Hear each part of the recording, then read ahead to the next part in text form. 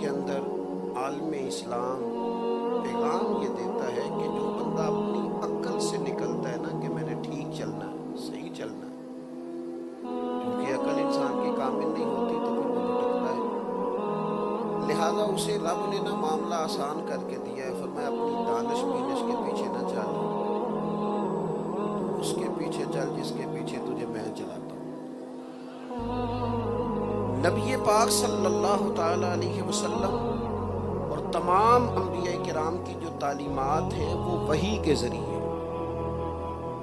لہذا نبی کی جو تعلیمات ہوتی ہیں ان میں کوئی کمی کجی نہیں ہوتی، نبی معصوم ہوتے ہیں، آنکھیں بند کر کے غیر مشروط طور پر بھی جو انبیاء کے پیچھے چلتا ہے اللہ راہ ہدایت عطا فرما دیتا ہے، باقی جو اپنے تئیں ٹھیک کرنا چاہتے ہیں وہ خرابی بھی کر بیٹھتے ہیں۔ اللہ تعالیٰ نے کیونکہ مالک کو پتہ تھا انہوں نے کسی کے پیچھے تو چلنا ہی ہے، تو رب نے ہمارے لیے مسئلہ آسان کیا، فرمایا تمہیں ایک نور والا اسوہ دیتے ہیں، تمہیں سجا سوار کے نکھار کے محبوب دیا ہے، لقد کان لکم فی رسول اللہ اسوۃ حسنہ۔ مسلمانوں تمہیں ادھر ادھر نہیں جانا پڑے گا، تمہیں دروازہ دروازہ خیر نہیں مانگنی پڑے گی، تمہیں میں نے کریم رسول دیے ہیں، ان کی زندگی تمہارے لیے بہترین نمونہ ہے، جس پہلو سے بھی جینا چاہو گے، جس رنگ میں بھی تم چلنا چاہو گے، حضور کا نور پاک تمہیں فیض عطا کرے گا۔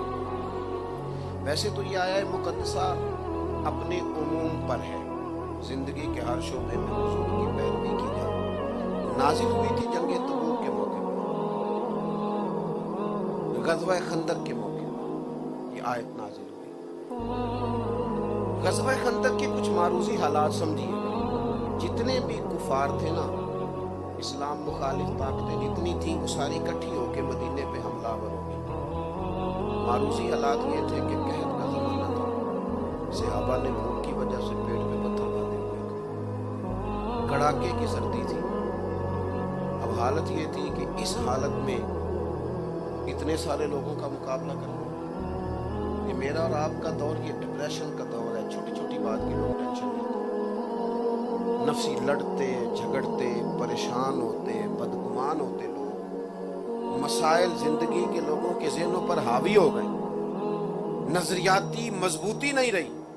اب سارے قریش سارے کفار اکٹھے آ گئے، حالت بظاہر یہ ہے کہ قحط ہے، موسم بڑا ٹھنڈا ہے، نبی پاک نے صحابہ کو بلایا، اب اتنے سارے لوگوں کا مقابلہ کرنا ہے، بتاؤ، سب نے اپنی اپنی رائے دی۔ آج محبوب کریم نے کسی اور کی رائے کو قبول نہیں کیا، حضرت سلمان فارسی کی رائے کو قبول کیا۔ ہمارے زمانے میں لوگ مشورہ نہیں دیتے، حکم دیتے، کہتے ہیں جی میری مننی نہیں سی تو پھر مینوں پوچھیا کیوں سی، بھئی تینوں پوچھیا سی کہ تیری گل منی بھی جا سکتی ہے تے مشورہ کہتے ہیں اس کو، قبول بھی کیا جا سکتا ہے، رد بھی کیا جا سکتا ہے۔ ہم یہ کرتے ہیں کہ ہم حکم دیتے ہیں، حکم نہ دیں، رائے دیں، قبول بھی کی جا سکتی ہے، چھوڑی بھی جا سکتی ہے۔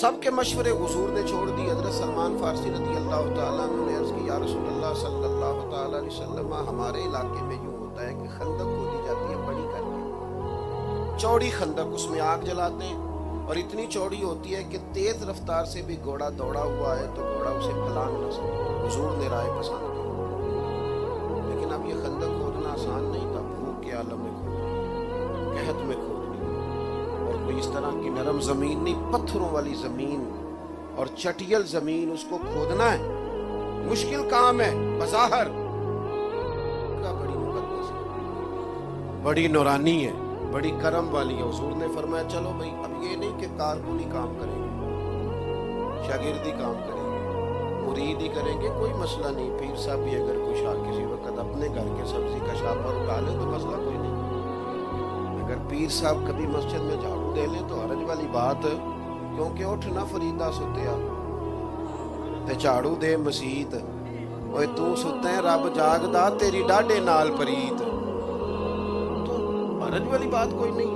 اللہ کے محبوب علیہ السلام نے جہاں صحابہ کو حکم دیا وہاں خود بھی حضور نے کام کیا، بلکہ صحابہ فرماتے ہیں کہ جو چٹان ہم سے نہیں ٹوٹتی تھی، کریم فرماتے تھے مجھے دو تھوڑا، میں تمہیں توڑ کے دیتا ہوں۔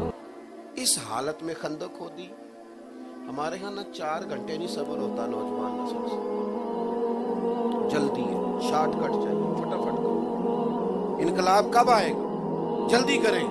और जनाब आपको इतनी देर हो गई तकरीरें करते, इतने मौलवी लोग तो ठीक होते नहीं, फटाफट है, जल्दी है। मुझे बताइए, सख्त भी बंदा बीमार हो जाए, डॉक्टर के पास जाए, कभी किसी डॉक्टर ने कहा कि दवाई ले जा, सारी खा जाके आधे घंटे में ठीक हो, क्या कहते हैं? एक बार सुबह खा लो, एक चम्मच सुबह लेना सेहत का रे, कहता है कि तबीयत ठीक हो जाती है, 8 दिन के बाद दोबारा भी है। लेकिन अगर कोई बंदा कहे मुझे तो जल्दी है, मैंने सारी दवाई खा ली, ठीक होगा कि ज्यादा बीमार होगा? थोड़ा हौसला जो होता है ना, सब्र, उससे ना आसानी हो जाती है। थोड़ा ठहर जाना, वक्त का इंतजार करना। अगर कोई शख्स दोपहर को शदीद एहतजाज करे ना, मुझे गर्मी लग रही है, तो उसके एहतजाज करने से दोपहर को 12 बजे मगरिब का टाइम नहीं होना, शाम अपने वक्त पे जाके। लिहाजा शिद्दत नहीं दिखाएं, हौसला, सब्र, तहम्मुल, बुर्दबारी, ये हुस्न है जिंदगी का। कितने दिन ये मुहासरा रहा? वो आके बैठ गए कुफार, खंदक खोद ली गई, कितने दिन रहा? 1 महीना।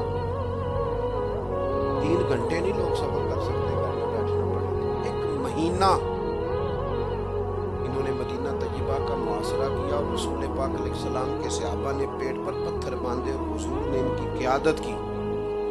जब महीना पूरा गुजर गया ना, तो वो जो एक दूसरे को कह के लाए थे ना कि चलो हमला करते हैं, जीतेंगे, तो एक दूसरे को कहने लगे तू गद्दार है, कहने लगा तू गद्दार है, कहते तू गद्दार है, तूने हमें कहा था चल चले, तुम जबरदस्ती लाए थे। तो एक दूसरे को बुरा भला कहने लगे, हवाएं तेज चली, खाइबो खासर होके मदीना तैयबा से वापस लौट गए।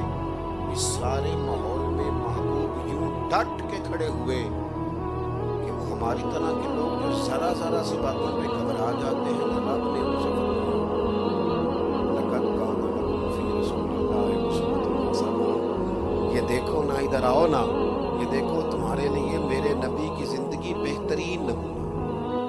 थोड़ा सा जिंदगी में ठहराओ, थोड़ा सब्र, थोड़ा हौसला, मामला फहमी, बगौर चीजों को देखना।